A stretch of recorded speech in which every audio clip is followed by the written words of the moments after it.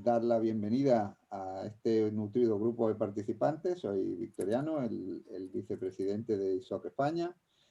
Y otra vez esta tarde se combinan unos factores que a mí la verdad es que cada día me gusta más. Es decir, combinamos a alguien joven que es jurista en vez de lo de siempre. Es decir, aquí decían que esto era un club de gente mayor y principalmente tecnólogos, y ahora pues llevamos ya varias sesiones con juristas jóvenes y además con aficiones tecnológicas, pero no del campo de la tecnología. Hoy tenemos con nosotros a Lorena Sánchez, que es jurista y politóloga por la Carlos III.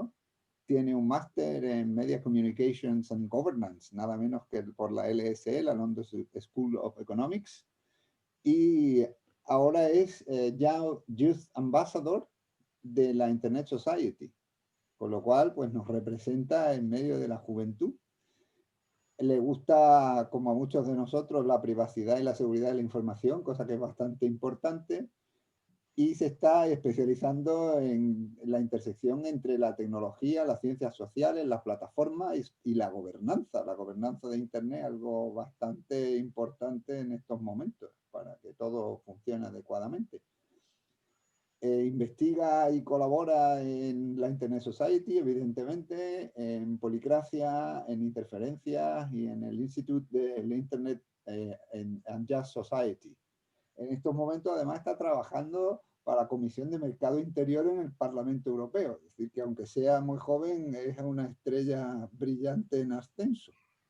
Así que seguro que nos va a contar un montón de cosas interesantes. Yo he tenido la suerte de charlar ya con ella en una ocasión y la verdad es que las cosas que cuenta son muy interesantes. Así que Lorena, la pantalla es tuya, porque ahora no se puede decir aquello de floor is yours, porque cada uno está en su flor. Así que, Lorena, deleítanos un rato, por favor. Oye, pues muchísimas gracias y bueno, menuda presentación que me has hecho, Victoriano. Yo ahora no puedo hacer esto mal, como comprenderás después de todo lo que has Ese dicho. es el truco, ese es el truco. ¿Eh? Se pone el listón alto y entonces se le pone tensión a la ponente. Voy a compartiros, ¿vale? Si consigo hacerlo bien, porque se me suele dar muy mal, pero compartir en Zoom. Vale. Ok, creo que estáis viendo mi pantalla, ¿verdad? A la primera. Perfecto, perfecto. Pues nada, lo dicho, muchísimas gracias, Victoriano, y todo el capítulo de España Internet Society por dejarme hablar un poquito de mi libro, que estas cosas, para los que me conocen, saben que yo soy muy friki y estoy siempre hablando de esto. Entonces, bueno, que me hayáis dejado un ratito para hablar de mi libro, pues se agradece muchísimo. Y además, en un momento en el que considero que es importantísimo que hablemos de la brecha digital en España, ¿no? Como Victoriano ha hecho la introducción tan maravillosa que ha hecho sobre mí, poco puedo más que decir sobre mí. Sí que metí esta pequeña introducción porque siempre que cuento algo me gusta un poco que la gente conozca por qué una jurista, una persona que viene de las ciencias sociales está metida en este mundo y qué nos va a contar y qué nos va a aportar. Y bueno, pues un poco mis estudios y demás, ya lo ha comentado Victoriano, pero básicamente mis intereses, toda mi carrera profesional, he desarrollado mis intereses en temas tecnológicos, en las relaciones tecnológicas de las personas con la tecnología, la privacidad, la justicia de la tecnología, la gobernanza de Internet, y es básicamente a eso a lo que me dedico. Tanto en mi vida profesional como en mi otra vida, que es la de la sociedad civil, donde colaboro en varias organizaciones, entre ellas pues Interferencias, Policracia y por supuesto soy también embajador de Youth Ambassador de Internet Society, a quien por cierto, a quienes agradezco también esta oportunidad, que por aquí veo a varios compañeros míos y agradezco bastante que se hayan pasado a ver esto. ¿Cuáles son los objetivos y la motivación de por qué estoy hoy aquí hablando sobre esto? Internet Society, entre otros muchos objetivos, tiene para este año 2020 el objetivo de Growing the Internet for Everyone. Es decir, no solo vamos a hacer un Internet fuerte, resiliente y seguro, sino que Internet tiene que ser inclusivo y tiene que ser para todos. Entonces, la brecha digital es quizá una de las mayores fenómenos que pueden afectar a este for everyone. Y hoy es importante explicar la brecha digital en un contexto más como el que vivimos hoy en día con el mundo COVID que tenemos, ¿no? Entonces, los objetivos de esta pequeña charla son principalmente explicar cuál es la importancia de la brecha digital en España pre-COVID, porque ahora estamos oyendo mucho hablar de la brecha digital, pero antes, hasta que no ha venido el COVID, las políticas públicas de brecha digital no se hablaban, los programas electorales no había brecha digital, a nadie le importaba lo digital porque lo digital pues no vende ni da votos. Pero ha llegado el COVID y nos ha pillado. Entonces creo que es importante hablar de por qué es importante en España hablar de brecha digital antes de todo esto y por qué va a ser importante hablar de brecha digital después del COVID y durante el COVID. Entonces, la idea es intentar medir, intentar analizar los problemas de brecha digital en el mundo COVID también y entender esta necesidad de investigación, de por qué es necesario investigar e invertir en políticas públicas fuertes y sobre todo transversales para afrontar la brecha digital en España. Para esto lo que vamos a hablar es un poquito de la relación que tienen las tecnologías de la información con la economía, por qué las brechas digitales están relacionadas con la exclusión tecnológica, qué son las brechas digitales, porque es importante hablar de brechas y no de brecha, la brecha de habilidades, que es una de las brechas más importantes o a mi juicio casi la más importante, más determinante, cómo estamos en el contexto COVID y en qué nos puede impactar todo esto. Y luego vamos a ver algunos datos de España, algunas sugerencias, cosas que podríamos hacer, que se podrían hacer y por último unas pequeñas conclusiones. Bueno, pues para entender todo el tema de la brecha digital tenemos que entender primero cuál es la relación que las tecnologías de la comunicación tienen con la economía, ¿no? Y es que la relación es compleja y es bidireccional. Hay diferentes experiencias. Ahora mismo no podemos decir que más tecnología implica más desarrollo económico, porque las variables que nos afectan a todo eso son muy diversas. Entonces tenemos casos en los que hay una alta conectividad, pero hay mucha desigualdad. Y otros casos en los que hay una alta conectividad y la desigualdad se ha reducido. ¿Por qué? Porque hay muchos factores que no tienen estrictamente que ver con el mero desarrollo tecnológico o con lo que conocemos como tecnología per se, que afectan a reducir esta desigualdad y entre ellos son todas las habilidades digitales y toda la educación, por ejemplo, un poco, y toda la materia socioeconómica. Lo que sí que es cierto es que hay que considerar que la literatura ha reconocido que existe una relación entre la desigualdad, esto es muy importante, entre la desigualdad económica y la desigualdad en términos de tecnologías de información en la comunicación. Básicamente esta es la idea clave de la que vamos a hablar toda esta tarde, ¿no? Esta relación, por lo tanto, es compleja y porque las tecnologías afectan a diferentes estamentos, diferentes aspectos. Por una parte, pueden afectar la productividad, creando más empleo, aumentando la demanda, moviendo los salarios, moviendo los incentivos. Luego puede crear movimientos de empresas, generar deslocalización y por último, lo que llamamos la innovación, generando más competitividad, por ejemplo, ¿no? Todo esto es importante tener en cuenta que va a tener un efecto diferente a nivel individual que a nivel agregado. ¿Cómo afecta a los individuos el desarrollo de las tecnologías a su nivel económico? No va a ser igual que el que afecta a nivel agregado. Hay un efecto de refuerzo entre el nivel agregado y el nivel individual, pero no siempre van a ir de la mano. Es decir, si yo consigo dotar de habilidades digitales, reduzco la brecha digital, doto de capacidades digitales a los individuos, tengo un refuerzo positivo a nivel agregado, seguramente va a reforzarse mi economía en función de cómo lo hagamos, por supuesto, pero tengo ese refuerzo positivo. Pero que un Estado sea digitalmente capaz y digitalmente desarrollado e innovador no significa que sus individuos lo sean también y que las desigualdades no aumenten.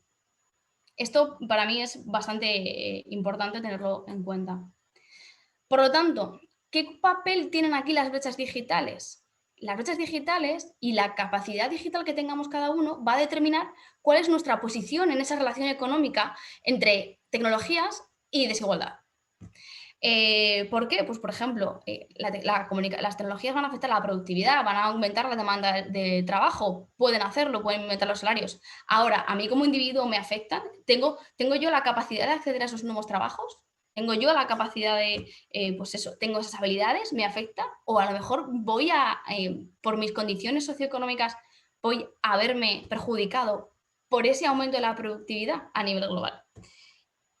La deslocalización, el tema de la deslocalización está, que ya ha sido un problema en términos laborales, en muchos otros aspectos anteriormente, pero es que ahora lo que está haciendo la deslocalización es, por ejemplo, el teletrabajo, podemos aprovecharnos de él, pero es que también estamos precarizando el teletrabajo.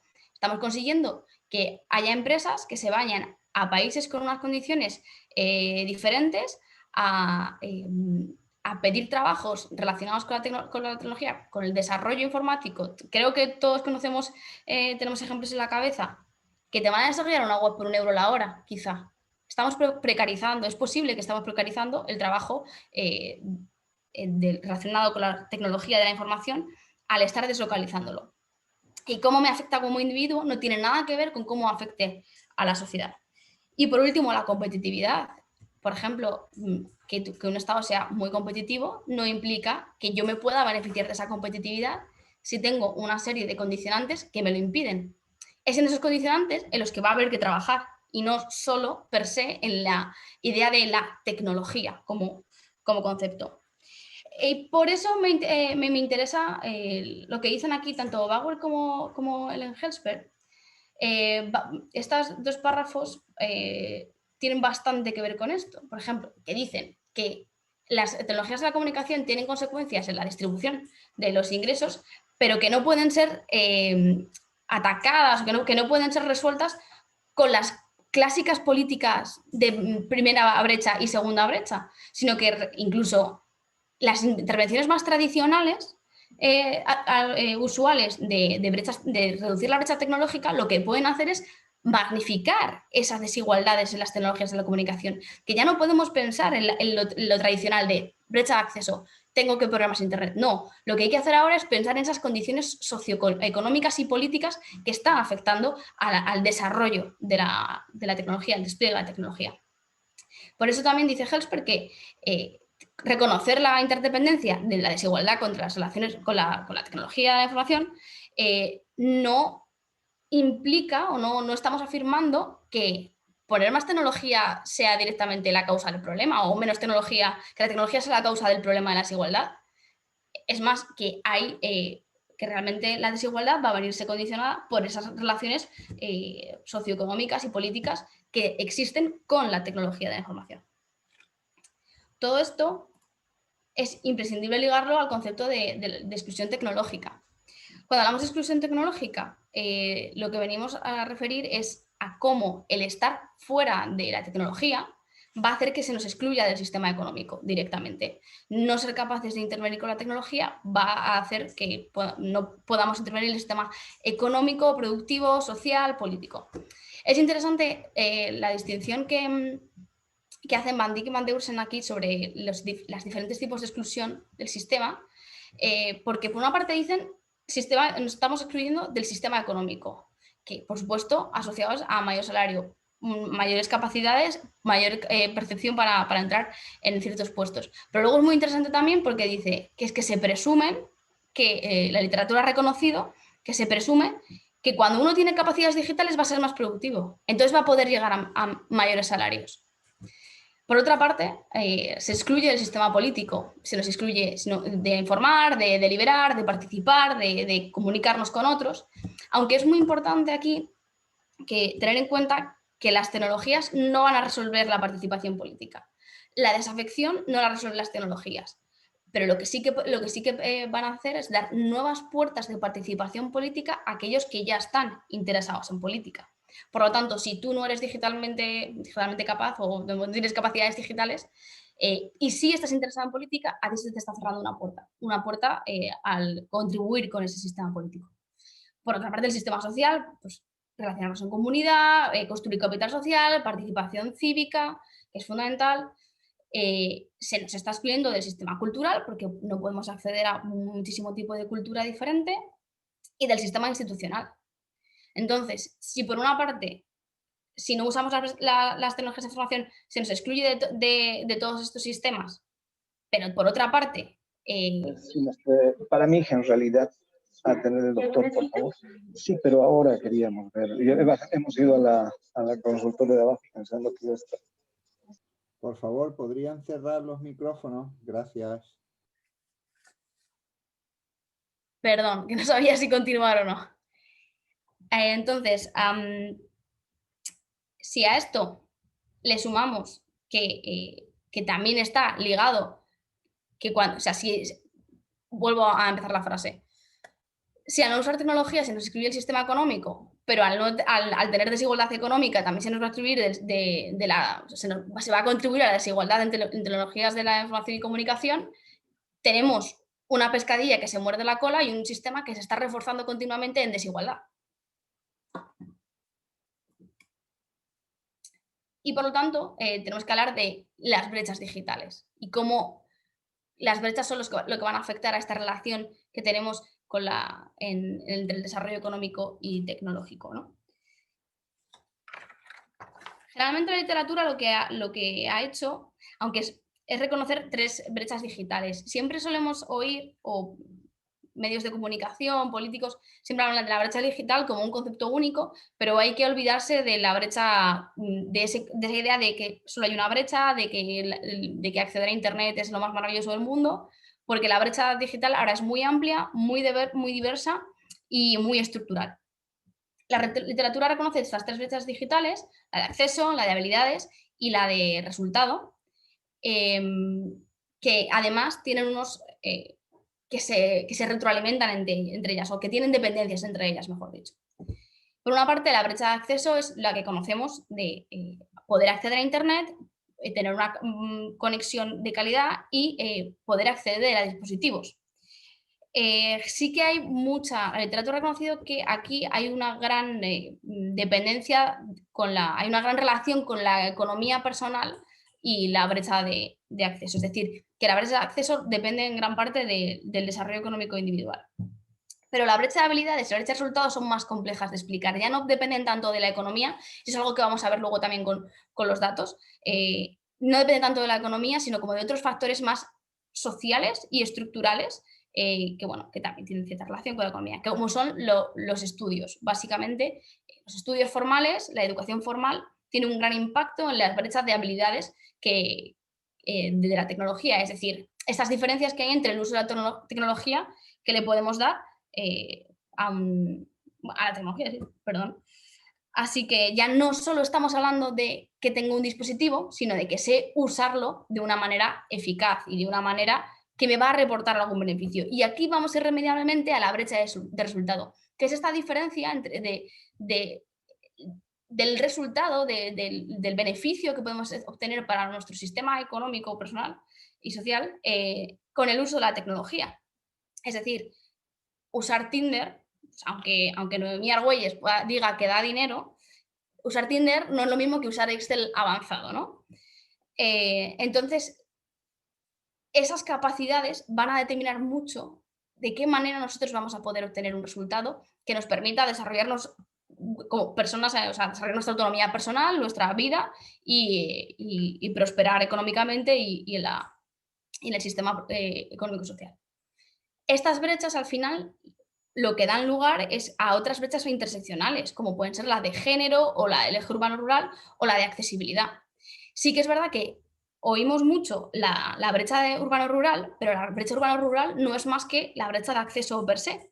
Lo que pasa que es justamente un buen ejemplo de esa relación entre el nivel individual y el nivel agregado de desigualdad. ¿Por qué? Porque si nosotros dotamos de acceso a la gente, a los individuos, vamos a contribuir al sistema agregado, al sistema económico de una manera agregada. Y ese es el problema que hay en el eje rural, que no hay acceso, pero no es porque sea una brecha especial, sino porque ya es la propia brecha de acceso. Si tú tienes acceso en el eje rural y sigues sin habilidades, vas a tener igualmente un problema, ¿no?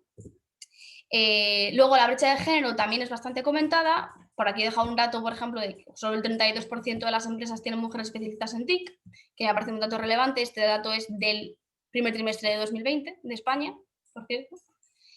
Y luego la brecha de accesibilidad, que es una brecha que generalmente no solemos escucharla. Hablamos de Internet inclusivo, pero es que nunca hablamos de accesibilidad para personas que tienen discapacidades y que no pueden hacer el mismo uso de Internet que hacemos todos. Me parece una brecha bastante relevante para el año en el que estamos.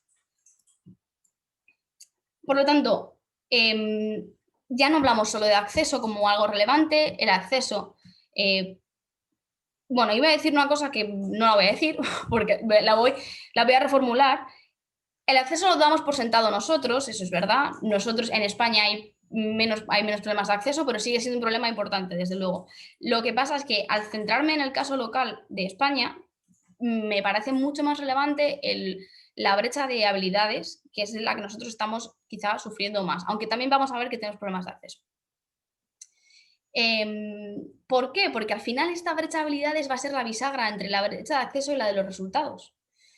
Me interesa mucho, por ejemplo, la distinción que hace de habilidades Van Dijk y Van Deursen, que lo han usado bastantes autores después, para dividir las diferentes habilidades digitales. O sea, no podemos hablar de sé usar Internet. No, eso no te va a determinar que seas digitalmente capaz, no va a determinar tu alfabetización digital, ¿no? Entonces ellos hablan, por ejemplo, de brechas operacionales, formales, informacionales, comunicación, creación de contenidos estratégicas.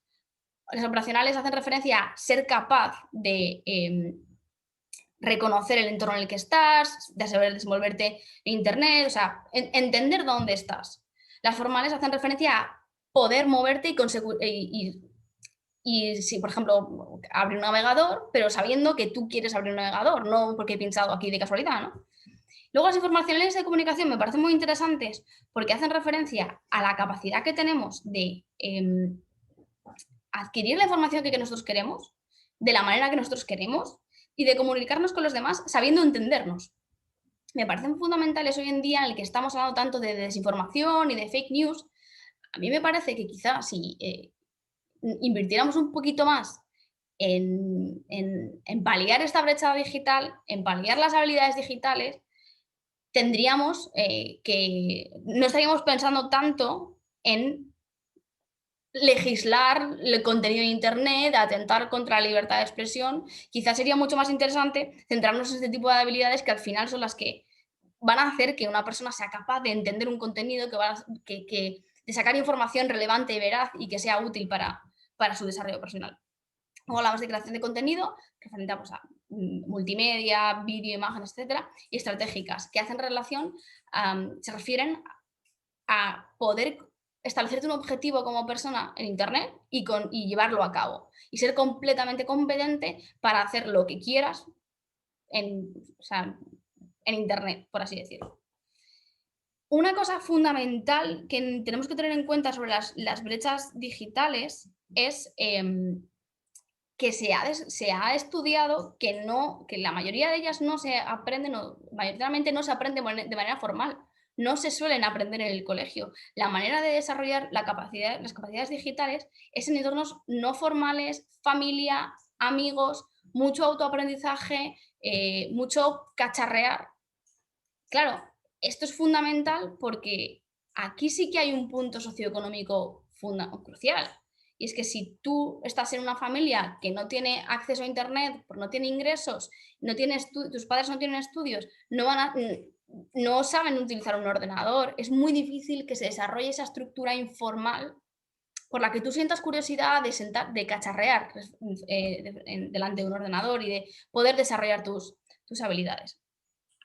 Y me gusta contextualizar esto porque efectivamente, como dice aquí el Engelsberg, la alfabetización, como define la alfabetización digital, es el conjunto de habilidades, acceso y las oportunidades que tenga de trasladar esas actividades, esas habilidades que yo he hecho en algo con un beneficio, con un resultado, con un beneficio, ¿no? Y, por supuesto, todo esto lleva unos componentes socioeconómicos muy grandes.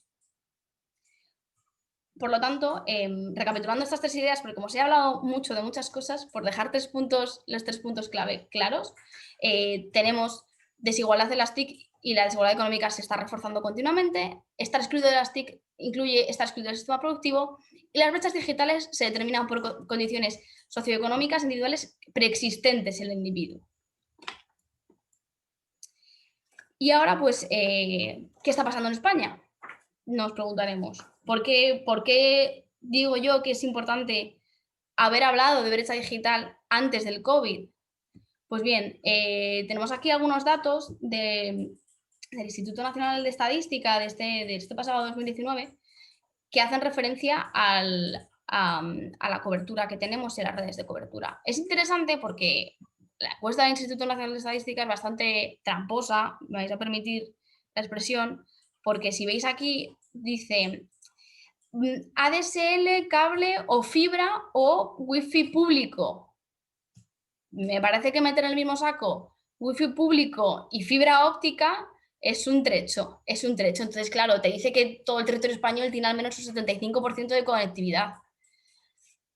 Bueno, conectividad de un wifi público del ayuntamiento de tu pueblo a lo mejor te limita bastante, ¿no?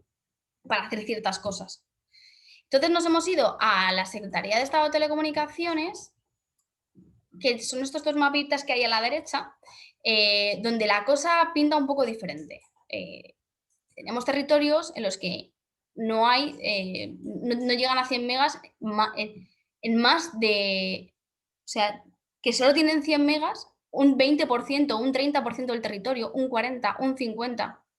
Tenemos una falta de conectividad muy grande, que muchas veces estamos dando por sentada en función de donde vivamos, y me incluyo, porque yo soy natural de Madrid y jamás he tenido ningún problema de conectividad. Pero veis este mapa y a mí me da un poco escalofríos, la verdad.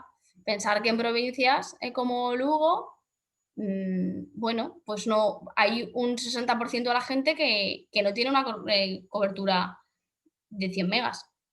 Y ya si vamos a la fibra, pues es un poco más desolador todavía, si cabe, ¿no?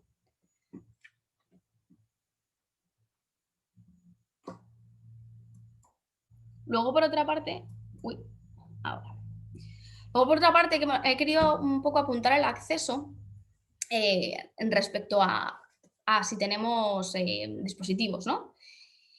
En general, hay que tener en cuenta que el acceso a Internet a día de hoy es bastante alto. Creo que si hablamos de acceder a Internet en términos globales, es un 80% que en España se supone que accede a Internet.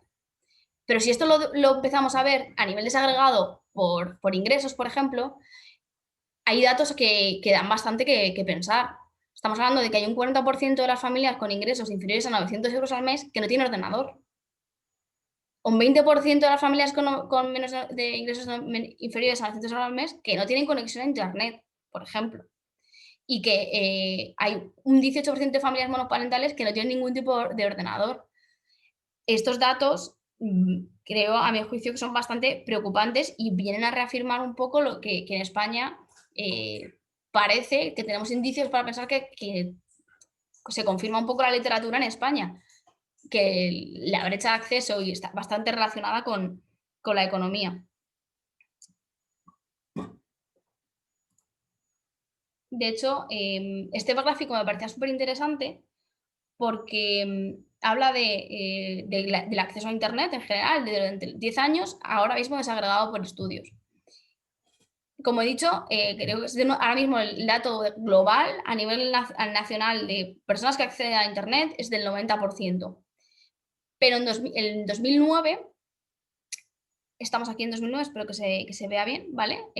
Lo que no se ve muy poquito, supongo que es la leyenda, pero si podéis verlo, va desde analfabetismo, esto es educación primaria, secundaria, y ya va subiendo, segunda etapa de secundaria, grado superior y educación superior, ¿no? Estudios terminales de educación superior. Si nos fijamos, la gente con estudios de educación superior no ha visto para nada, no ha experimentado esa brecha digital en los últimos 10 años. O sea, había un 90% de estudiantes, de personas con estudios de grado superior que tenían acceso a Internet y así se ha mantenido. La brecha se aprecia entre la gente que no ha tenido estudios, que sí que ha evolucionado la posibilidad de acceso a Internet, pero seguimos bastante lejos. Si estamos aquí, no llega al 50% de personas declaradas analfabetas que no tienen acceso a Internet. Luego, he querido mirar el tipo de habilidades, el tipo de usos que se le está dando a Internet, diferenciándolo por estudios, ¿no? Y es que, bueno, lo mismo, se aprecia que tenemos una fuerte relación, cuanto más estudios, más usos estamos haciendo de Internet. Si os fijáis, las barras azules son leer noticias, que si no tienes estudios prácticamente no te informas absolutamente nada por Internet. Las redes sociales en la barra roja. Y luego me ha parecido muy interesante ver la barra naranja y la barra verde clarita, que son relativas a la participación política. Aparentemente, y la verdad es que esto cuadra bastante con lo que decía la literatura. Es decir, no te resuelve, el nivel de estudios no depende de que participes o no políticamente en Internet. O sea, lo que depende, es al final la desafección y la desafección y el interés que tú tengas por participar políticamente. Entonces aquí no hay ninguna diferencia. Lo que te diferencia es otra cosa, es otra variable que no está aquí contemplada. Y me ha parecido bastante interesante.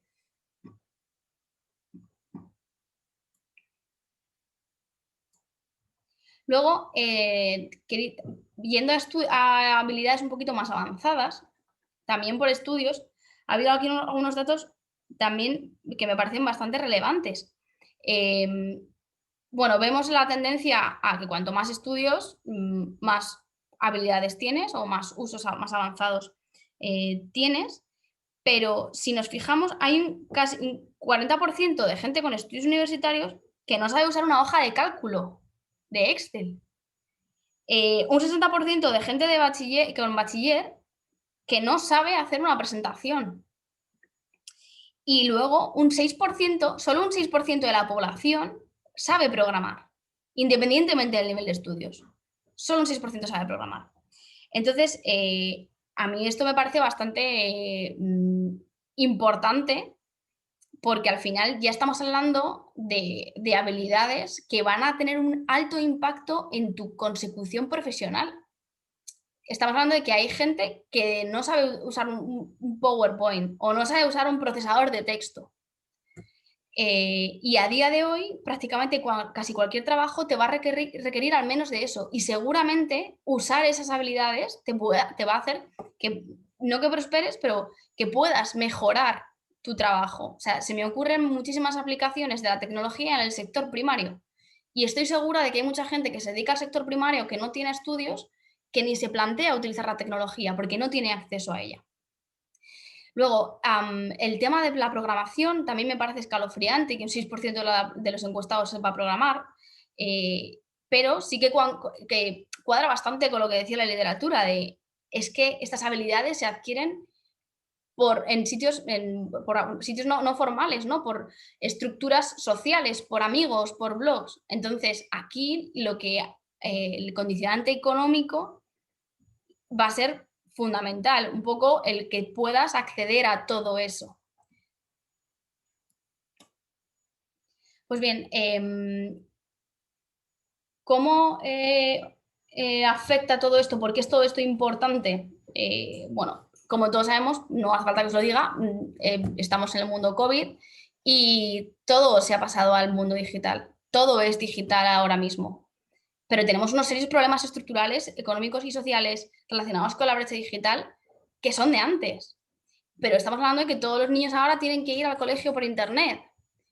Y vemos que el 25% de los niños de ingresos de menores de 900 euros no disponen de un ordenador, por ejemplo. Nos hemos pasado todos a la hora del teletrabajo. pero es que no llega al 25% de las empresas que forman a sus profesionales en IT, en tecnología. El 23% de los servicios, el 13% de la construcción y la industria un 18%. Las relaciones sociales, el entretenimiento, la vida, la administración pública, todo está tendiendo a Internet de la misma manera. Pero hay un 33% de la población que ha dicho que no ha mandado un documento que era obligatorio mandar, que no lo ha mandado por Internet a la administración pública porque no sabe. Esto pues es un problema que es pre-COVID, desde luego. ¿Qué va a pasar ahora? Que si las brechas ya teníamos un problema económico y había ya un refuerzo de la desigualdad, con todo esto en el que ya no podemos suplir, sobre todo pienso en la infancia, donde en las familias más desfavorecidas se suplía eso con la educación in situ, y estamos hablando de que ahora ya no solo tienes que enseñarle a tu hijo a hacer las multiplicaciones y a hacer las derivadas, sino que además lo tienes que hacer con un ordenador y con una plataforma que a lo mejor tú no eres capaz siquiera de comprender exactamente cómo funciona, ni de usar un navegador de internet, ni buscar en Google para buscar un tutorial, ni YouTube, ni absolutamente nada. El impacto que puede tener esto al futuro, de momento yo no sé si alguien se lo está planteando, lo que no sé si alguien lo está estudiando. Lorena, llevas 25 minutos hablando maravillosamente, pero solo para que tú lo sepas, ¿vale? Vale, perfecto, pues genial, porque estamos ya terminando. Así que media hora dijimos, pues perfecto. Clavado. Y algunas propuestas, algunas cosas que se pueden hacer. Aquí quería un poco romperme la cabeza en el sentido de no proponer lo clásico.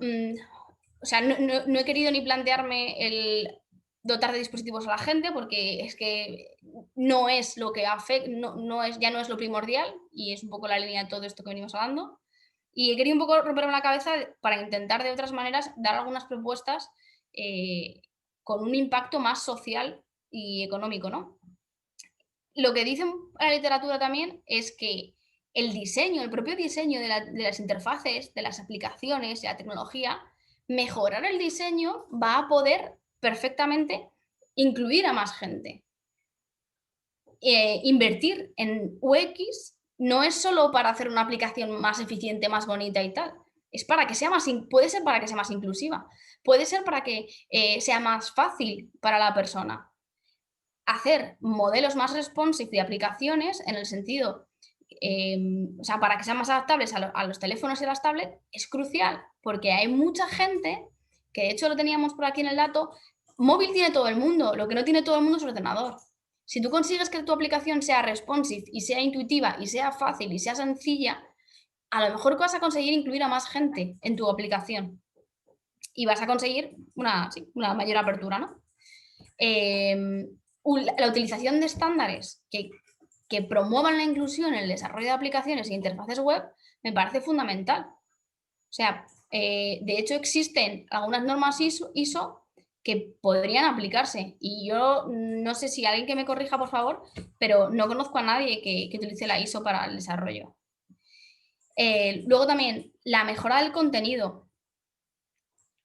Poner el contenido de una manera más cómoda, más intuitiva, más fácil, cómo se esperaría la gente que tiene que estar el contenido, de qué manera, es una mejoría que puede abrir a una mayor población. De hecho, una cosa que se me ha ocurrido, he acuñado el término cookies for good, yo, porque les encanta traquearnos, les encanta traquear nuestro comportamiento para dirigirnos publicidad y ver qué publicidad nos va a interesar más en un futuro. ¿Por qué no nos pueden traquear para ver en qué se está fallando la gente e intentar hacer hacer aplicaciones más inclusivas? Se me ocurría, ¿no? Vamos a utilizar las cookies para algo bueno, que no sea solo manipularnos nuestras compras. Luego, aprender de otros. Necesitamos muchas más políticas sociales y que promuevan a la sociedad civil para que haya más, para que existan más esas pequeñas comunidades que puedan aprender, que puedan enseñar, en la que un chaval con mínimas inquietudes pueda llamar a la puerta y pueda aprender. o que familias que no pueden pagar una escuela de programación ni de robótica, que ahora hay muchísimas para niños, tengan a su hijo con unos mínimos de preparación desde un punto de vista pues, público, que si no se lo pueden permitir. Luego también en el entorno de trabajo vemos que nadie forma en IT. Entonces, fomentar esas políticas de upskilling y de reciclarse es fundamental. Y por último, la educación formal, como hemos visto, para la gente que no tiene recursos, sigue siendo fundamental actualizar los planes de estudios e incluirlo. Que creo que la Unión Europea tiene una propuesta para renovar su marco de competencias digitales, pero creo que está un poco parado, vamos, no estoy segura sobre eso. Y bueno, algunas conclusiones y ya termino con todo mi libro. Es que es necesario evaluar y profundizar esto. Bueno, esto hay una frase un poco rara. Estudiar el impacto de las brechas digitales y la relación con la desigualdad desde un punto de vista político, académico y social. Es decir, para ver qué va a poder pasar con el contexto del COVID y tomar acciones tempranas. Luego, por otra parte, hemos visto que hay una brecha de resultados muy acentuada por el COVID, que se va a ver, porque la población que está en condiciones desiguales va a verse perjudicada, porque hasta ahora las políticas públicas han ignorado la brecha digital. Sí que es verdad que con el contexto COVID hemos visto muchos artículos de prensa y alguna que otra palabra, pero hasta entonces no habíamos visto un programa electoral que hablase de brecha digital, de verdad. Eso sí, hemos visto muchos programas electorales que hablan de inteligencia artificial, blockchain, computación cuántica, etcétera, etcétera, etcétera. Pero ¿estamos pretendiendo que la gente sepa entender qué hace un algoritmo cuando interactúe con ellos, cuando no saben usar una hoja de cálculo? Es que estamos en ese punto. Y me parece muy, muy importante que alguien hable de esto, aunque seamos nosotros aquí un miércoles por la tarde, ¿no? Y bueno, luego vemos que la brecha digital siempre se ha entendido como un compartimento estanco, es decir, como la brecha digital, algo que se va a solucionar con su propio sistema, pero no, tiene un gran impacto con la desigualdad y tiene un gran refuerzo de las condiciones sociales y de desigualdad preexistentes. Son esas condiciones las que hay que atacar para poder atacar la brecha digital. Si no, no puede hacerse de otra manera. Y eso va en línea con el cuarto punto, y es que la brecha digital no es algo externo que venga así, de repente viene y es la brecha, está aquí con nosotros, la brecha digital, bienvenida. No, tiene factores sociales sistémicos que son los que hay que atajar de verdad y que hay que tener en cuenta antes que plantearse ninguna solución mágica basada en heurística y algoritmos de machine learning con blockchain. Así que con esto, muchísimas gracias y espero que me preguntéis y que tengamos un debate, que espero que os haya al menos interesado os haya despertado un poco de curiosidad lo que he comentado. Ahora la audiencia está autorizada a abrir los micrófonos y, por supuesto, iniciar con un buen aplauso a Lorena. Y si vais levantando las manos, estaremos encantados de daros pasos para hacer las preguntas que queráis hacer. Si alguien salta al ruedo. Bueno, empiezo yo que tengo la mano levantada y todo. ¿Sí? Bien. Bueno, Lorena, definitivamente darte la enhorabuena por el trabajo, pero en representación de la Junta Directiva de ISOC España, digo que no deberíamos apoyarla porque esta niña, si la apoyamos, vamos a terminar todos presos, ¿eh? Porque es que en qué charco se está metiendo Lorena con esto de las brechas digitales, que vamos a terminar todos presos, ¿eh? Porque si apoyamos todas las propuestas de Lorena, resulta que vamos a desenmascarar a los políticos. Bueno. Y entonces, vamos, que estamos muy mal, ¿eh? O sea, que entonces, bueno, fuera, ya ahora quitando la broma, Lorena, por favor, o sea, espero que hayas pillado la broma, claro que sí. Está muy interesante tu enfoque con respecto a las distintas brechas.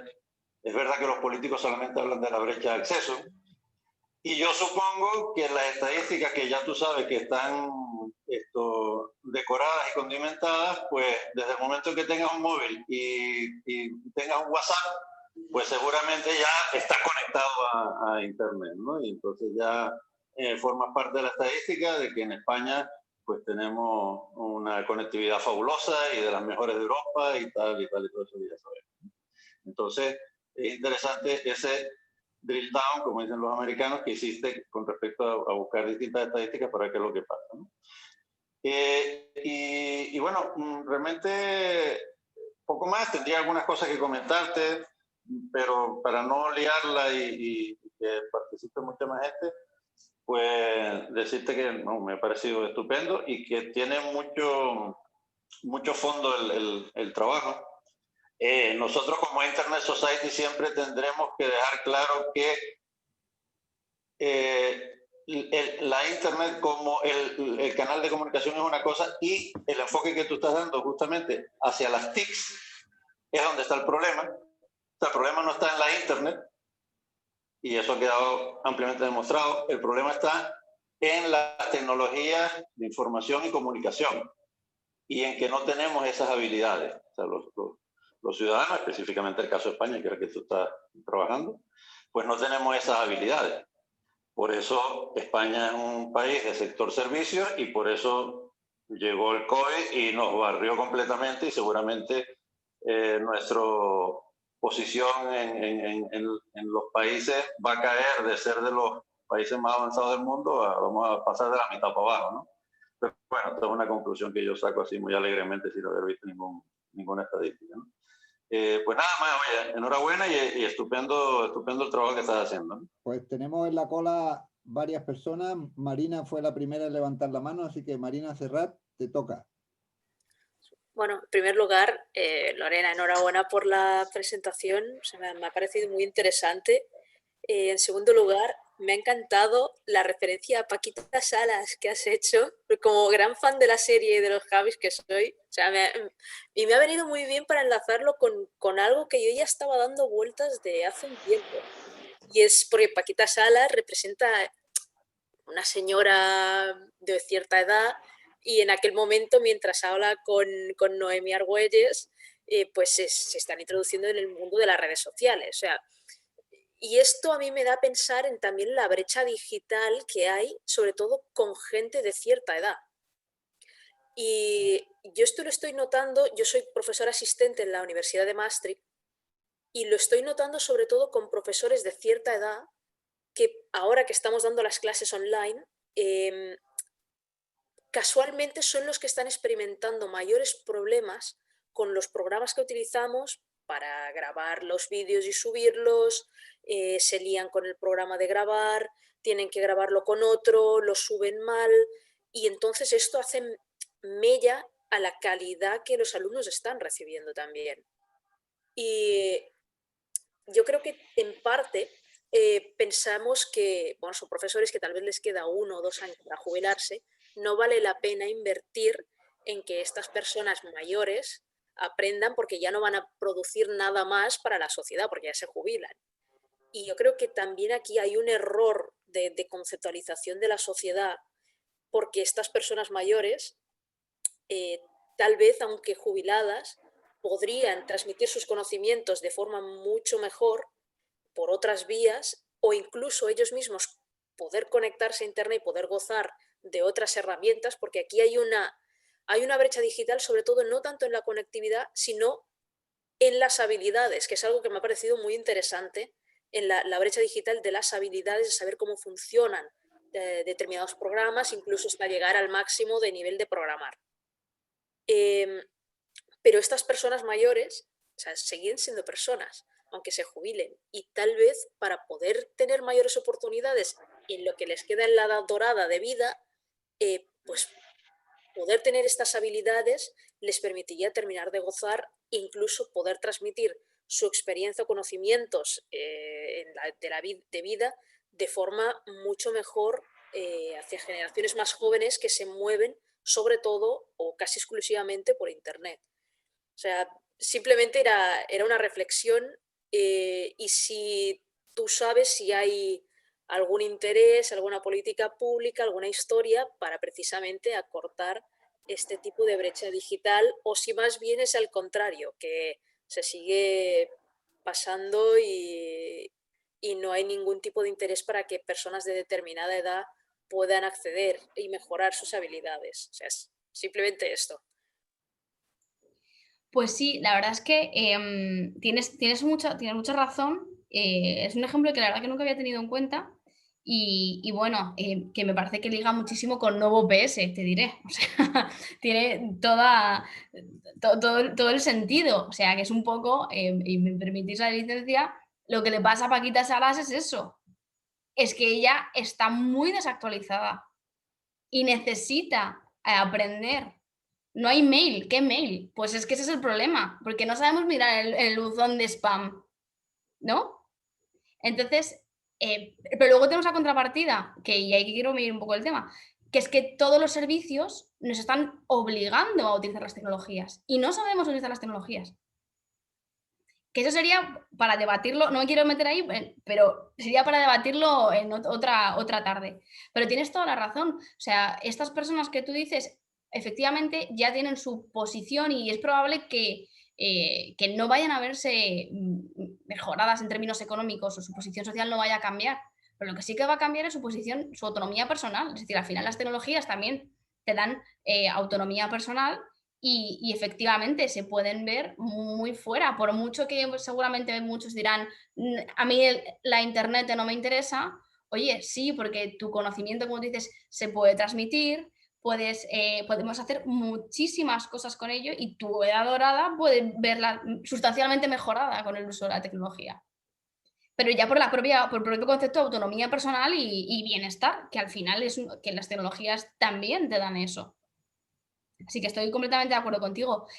Lo que sí que quería apuntar, que no lo he comentado antes, pero que sí que actualmente la evidencia que existe es que ya la edad no tiene ningún tipo de valor en tanto en cuanto al aprendizaje de las habilidades. Es decir, la idea de los niños nacen con la tablet no es cierta. No es cierta. Y los condicionantes socioeconómicos y paternos, sobre todo, y de tu entorno, afectan muchísimo. Es decir, un niño va a tener la misma dificultad que una persona mayor mejor dicho, no va a tener la misma dificultad, porque entiendo que por temas cognitivos y tal que yo desconozco van a aprenderlo mejor, pero no vas a ver de manera intuitiva, no van a hacer con una tablet debajo del brazo, también tiene que aprender y le afectan ese tipo de condiciones. Lo que sí que entiendo, y esto ya es un poco más teoría mía, es que cuando hablamos de gente tan mayor como dices tú, hay un lastre que es el de no haber, el statu quo de tengo 63 años, me quedan 2 años para jubilar, me llevo 20 en la universidad, mi statu quo de pluma y papel no me lo cambies, y creo que tendría también que ver más por ahí, pero vamos, estoy muy de acuerdo contigo. Y no he visto, no tengo ahora mismo claro si hay alguna política pública al respecto. Estoy pendiente de mirarlo porque, y seguro que yo creo que alguien va a sacar el tema por aquí, hace un par de días ha salido la Carta de Derechos Digitales en España y tengo pendiente mirar a ver por dónde van a tirar y tal, y ver algunas cosas, porque salió en agosto el Plan de Innovación 2030, que hablaba bastante de competencias digitales, pero habría que darle una vuelta igual. Entonces, por ejemplo, este plan incluía por primera vez temas de competencias digitales, pero cuando ibas a la parte de indicadores no las evaluaba. O sea, hablaba de medidas, pero no evaluaba las medidas. Entonces dices, bueno, tampoco sé muy bien qué vas a poner, ni qué vas a medir, ni cómo lo vas a evaluar, ni nada. Entonces, ahí me pillas, pero sería una cosa para mirar, la verdad. Muy bien. La siguiente que había levantado la mano era nuestra propia anfitriona, Laura. Tú tienes la mano levantada, así que te toca. Rodrigo y Víctor, os tengo en la cola, ¿eh? Hola, Victoriano. Eso iba a decir. Sí, es que estamos Laura y yo con la misma cuenta perdona, Joao, para manejar la cosa. Vale. Nada, no pasa nada. Pues te toca. Bueno, a mí me gusta mucho el enfoque que has tomado de centrarte en habilidades, aunque haya habido al principio una parte en la que dabas algunas medidas de que las posibilidades de acceso que tiene la gente. Y yo creo que las habilidades son mucho más importantes que las habilidades, que las capacidades de acceso, aunque haga falta un mínimo, digamos, para que la gente pueda desarrollar las habilidades.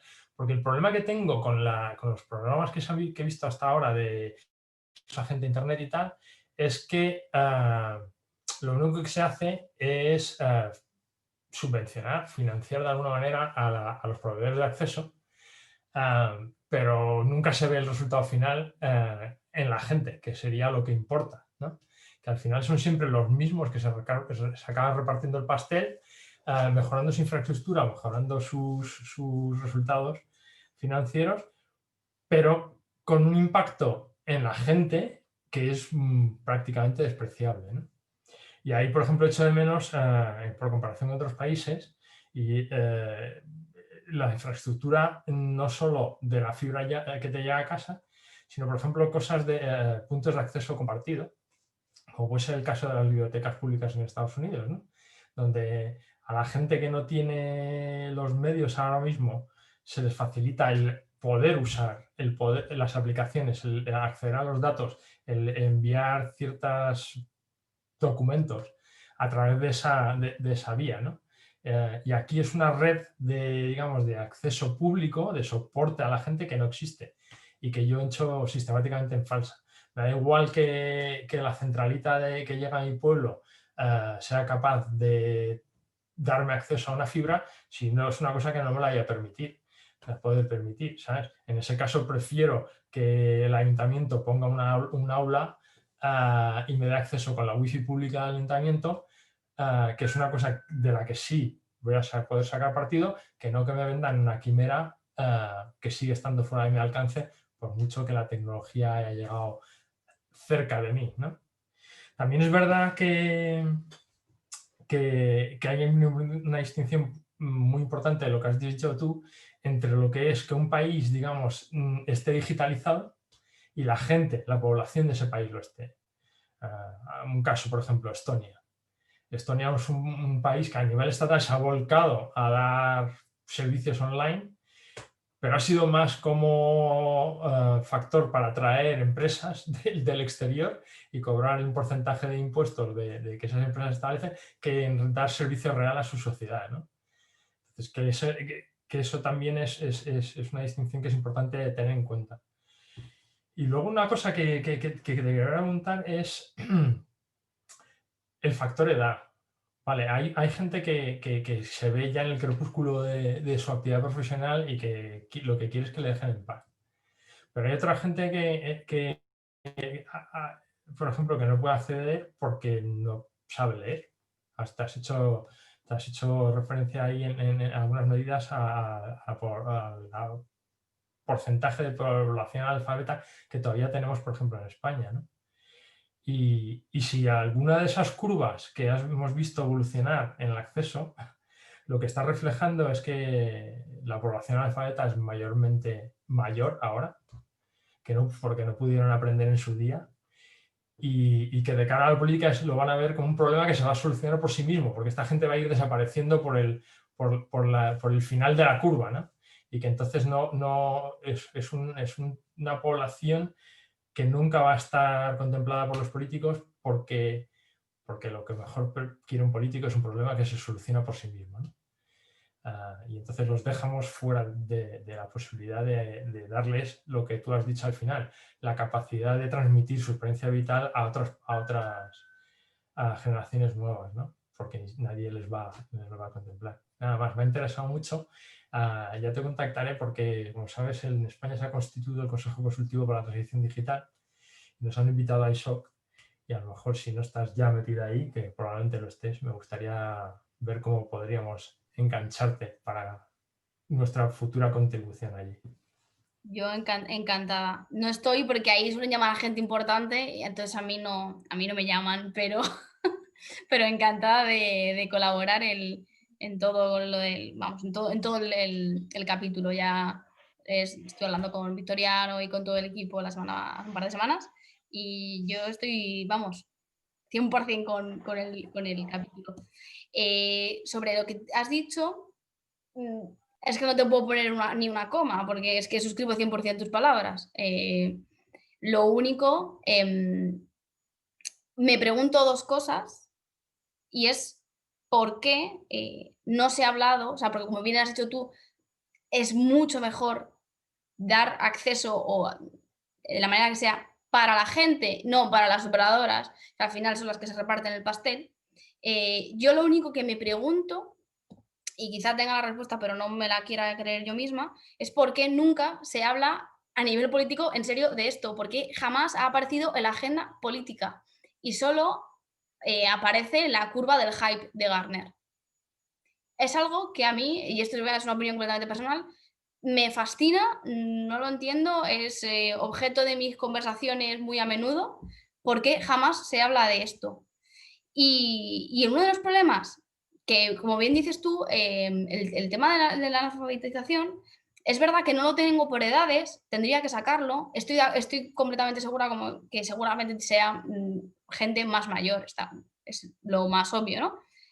Pero lo que sí que habría que tener en cuenta es que la desigualdad al final se refuerza. Entonces, la gente que era analfabeta y que se desarrolló como pudo, tuvo sus hijos, lo más probable, lo que nos dicen los estudios, es que lo más probable es que no sean catedráticos. Es que hayan sido gente de clase media humilde y los hijos de estos, clase media.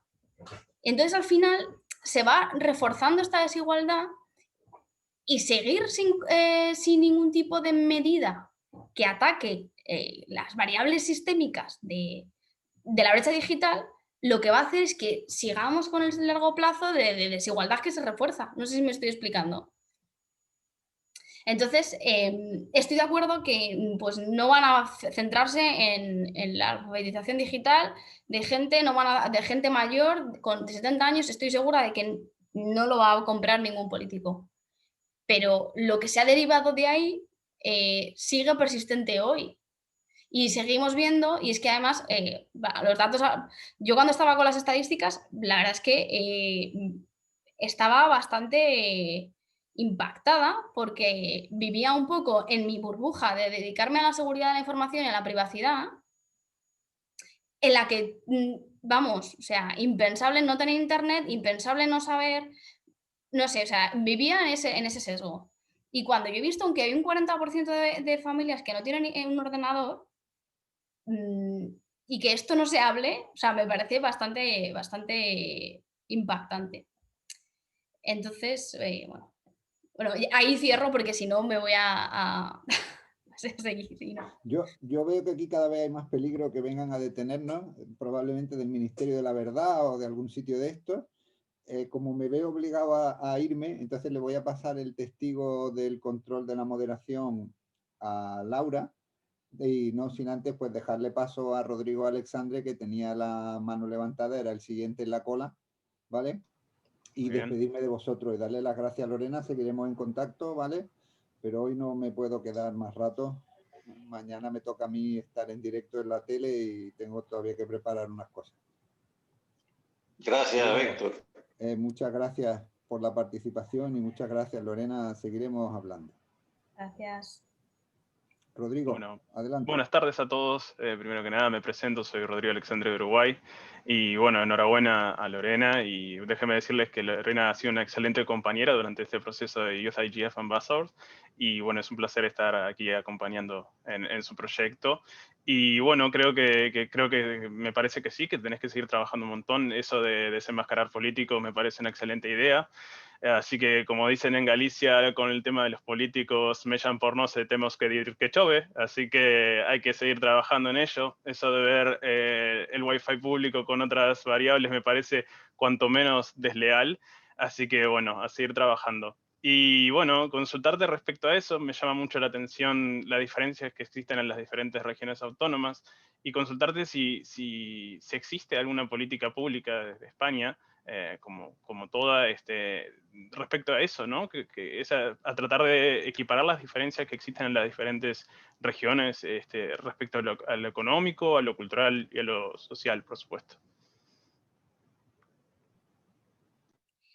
Pues muchas gracias, Rodrigo. O sea, la verdad es que agradezco muchísimo que estéis aquí y además hay algún compañero más. Se me hace muy raro hablar contigo en español, todo hay que decirlo. No te había oído escuchar en español nunca y ha sido muy extraño. Yeah. Bueno, si quieres puedo hablar un rato en inglés, pero creo que no, hay que aprovechar ahora a hablar en español que se puede. Y sí que respecto a si existe una política pública como tal, no hay una política pública como tal. Al final, aquí la competencia de telecomunicaciones desde el despliegue de la red es una competencia estatal y se supone que la Secretaría de Estado tiene sus planes de despliegue. Ahora mismo no sé exactamente para qué año se plantean que será todo fibra, pero ahora mismo están mirando el 5G. Entonces, sé que las últimas cosas que se hablan es el tema del 5G, pero tendría que mirarlo. La verdad es que ahora mismo no te puedo dar un dato concreto. Lo que sí que es cierto... mira, dice Ignacio que el 2025. ¿2025 es despliegue de fibra? Según la agenda digital. Pues mira, genial. Sí, me comunican porque el 2025, como dicen por aquí. No sé qué iba a decir. Lo que sí que es verdad es que hay muchas competencias, como tenemos el Estado descentralizado por comunidades autónomas, hay competencias que tienen que ver con las telecomunicaciones que son de las comunidades autónomas. Entonces hay bastante movida respecto al despliegue de la red. Eso sí que es verdad. Buenísimo, gracias. Sí, con eso... sí, bárbaro, genial. Más o menos... Sí. Bueno, muchísimas gracias, Rodrigo. Bueno, y Lorena por la magnífica respuesta. Y por último, me parece que esta va a ser ya la última pregunta por las horas que son. Víctor Castelo, tienes la palabra. Hola, buenas noches a todos y muchas gracias, Lorena. Me ha gustado muchísimo lo que has comentado.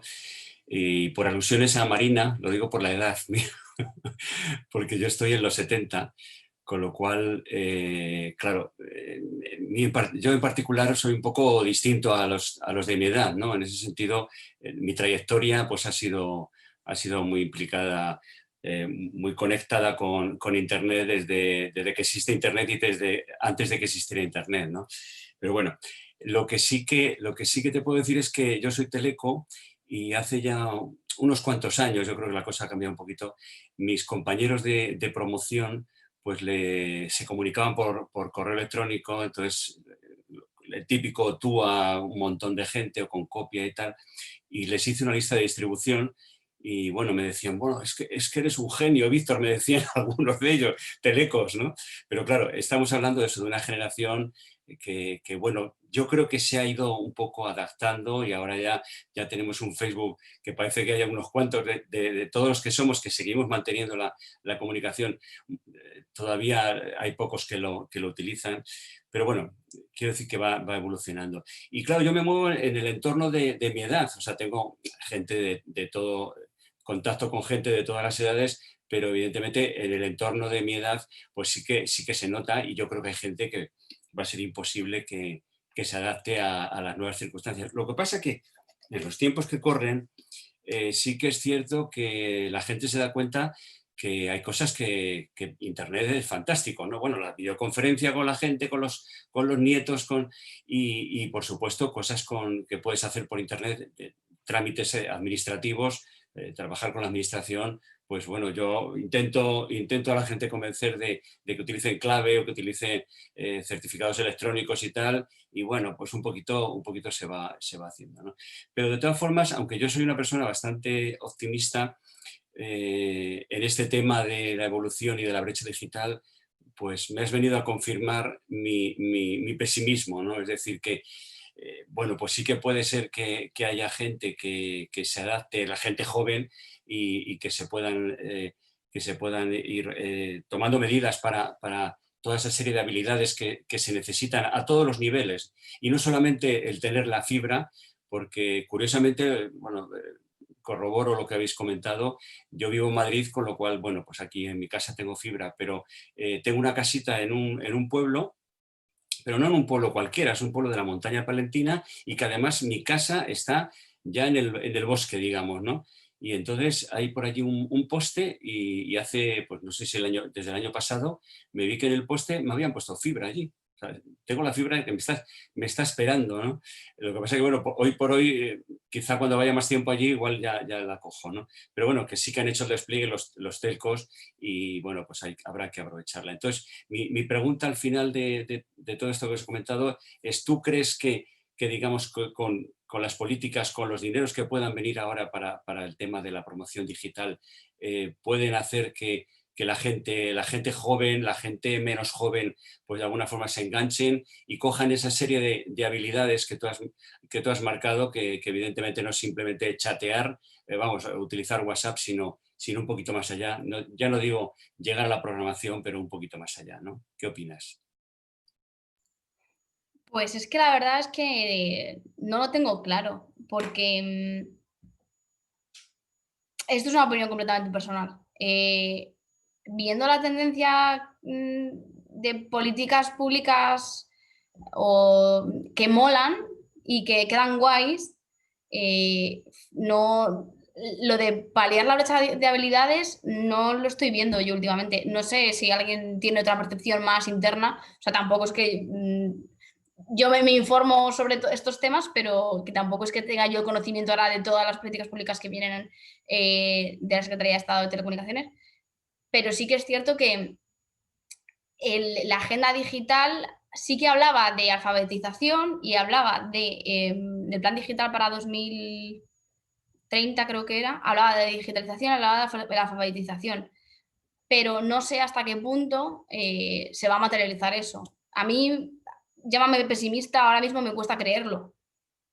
Me cuesta creerlo porque hemos hecho una Secretaría de Estado de Inteligencia Artificial en vez de una que tuviera que ver con la privacidad. Entonces, bueno, esto olvidadlo, que es una opinión súper personal. Entonces me cuesta un poco creer que no sigamos con las tendencias de lo que mola y de lo que, ¿no? Y del hype. No lo sé. Ojalá me esté equivocando, ojalá tengamos algo tangible, porque ya digo que en la estrategia 2030 venía un capítulo sobre la alfabetización digital. Ya somos dos. Muy bien, gracias.